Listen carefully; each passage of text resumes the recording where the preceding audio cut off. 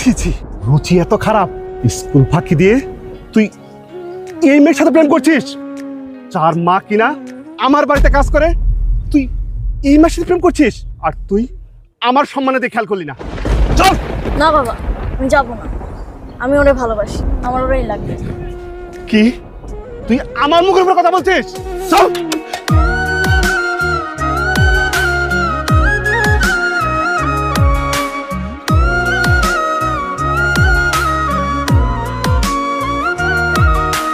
কেউ বুঝে না মনের ব্যথা, আমি ভালো নাই।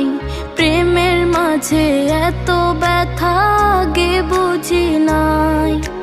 কেউ বুঝে না মনের ব্যথা, আমি ভালো নাই। প্রেমের মাঝে